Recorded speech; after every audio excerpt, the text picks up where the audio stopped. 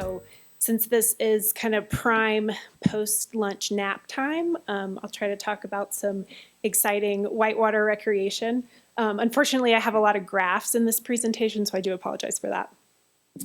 I want to start out, I really liked the title of our panel, this prompt, Balancing Protection and Use. I really, as the recreation community, we advocate a lot for protections of in-stream flows, protections of landscapes where we recreate, but so we can use them.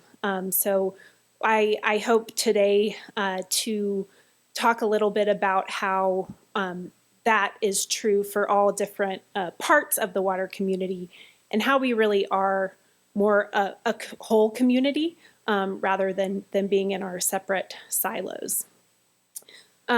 I will, like I said, share a bit of the research American Whitewater has done to define when and how people utilize rivers for recreation, and then spend those last few minutes talking about how I hope we move forward. So here's a big news flash. Lower stream flows negatively affect recreation. Not just in that you can't float a boat down the river. Lower stream flows often cause high temperatures that results in closures. This past summer, pretty much all of our major rivers in Colorado had some level of voluntary or commercial closures. That affected those places that were still open as well. We had, in the past 2 years in the pandemic, we had some of the highest rates of increase in use in our rivers, and now those people are all being kind of shoehorned into fewer and fewer locations. And unlike, I was glad to see Rob had that line of priority this morning. And I don't know if you guys noticed at the end there, that was in-stream flows. So we're at the back of the line. Recreational water rights are even a step behind that.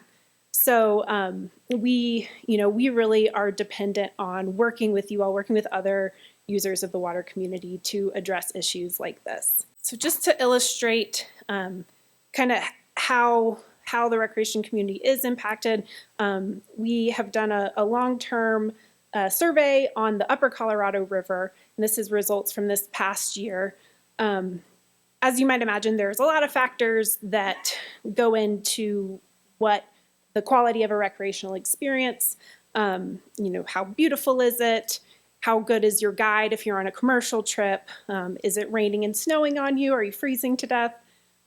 This year, and kind of over the past 5 years, this number of people on the river, the scores of how that has negatively affected people's experiences has continued to drop off. So it's clear that increase of use is having an effect on the experience. And then this year, everyone knows 2021 was a low water year, and this was some of the lowest scoring we've gotten for those water level effects on folks' experiences. What is really interesting, and I apologize to not have a slide showing this directly, but another kind of central question of these surveys is how likely are you to return to this stretch river, to come back and recreate here again? And kind of across the board, really leaving out those folks that are here from out of town on maybe a once-in-a-lifetime trip. Everybody's going to come back. Everyone is going to return.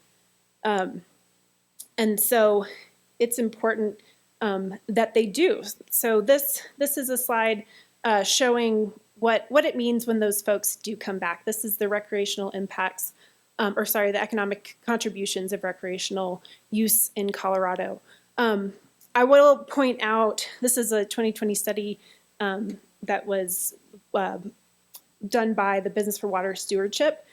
These numbers include any sort of recreational activity that takes place on or nearby a water body. So this includes trail sports, snow sports, hunting, angling, as well as on-river activities.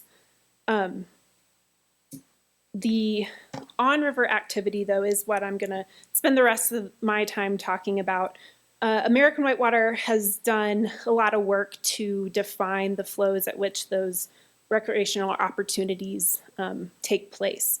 I will say this, I think 2010 is kind of when we first started using this approach. It is based on study approaches that the Federal Energy Regulatory Commission utilizes to mitigate impacts to recreation below hydropower projects with some adjustments kind of specifically for the recreation community.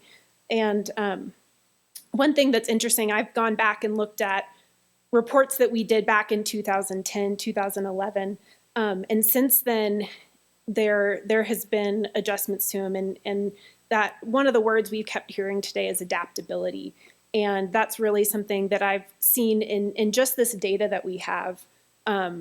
In those, was that 12 years, stand-up paddleboarding has become a thing, pack rafting, we're creating new types of crafts for folks to get down the river. Commercial companies have adjusted. My husband owns a rafting company. We've bought smaller boats so we can run the water down even lower and to extend our season as long as possible. And so I'll get into a little bit of how we define these flows for recreation. This is a web-based questionnaire of river users. We survey asking folks to identify the level of acceptability of a single flow rate on a 5-point scale. So -2 is on, this is on the y-axis, -2 is unacceptable, and the 2 is an acceptable flow range. The dots are plotted at the mean responses for each of those single flow rates. Once that curve crosses that neutral axis, we identify that as an acceptable flow. And then the size of the dot indicates the level of agreement amongst all those respondents. Where we see those smaller dots, that's where people are in most agreement, and that's how we define kind of what that optimal range is. The next metric that we use after we've identified those flow ranges is a boatable day, and that's quantifying the amount of recreation opportunity. Typically, we base that on the, oh, it doesn't get any of my color. Well, it's very colorful and beautiful. Based on historic record, how often those flows were present in that particular reach of river. I will point out that boatable day does not equal a user day. It doesn't mean people are actually out there and utilizing the resource. And we've used this in a number of places. My favorite application of this is here in this basin on the Dolores River. This is one of those hopeful models, right? This is an example hydrograph of potential releases out of McPhee Reservoir at 4 different release sizes. That blue one's even, I think, 200,000 acre feet, so maybe really hopeful. But here we have aligned recreational goals with some of our ecological goals. We've got flushing flows, channel maintaining flows, even some of the monitoring flows in there for Jim to get out. And this has been a really amazing tool in those years that we do have water available for a downstream release at McPhee.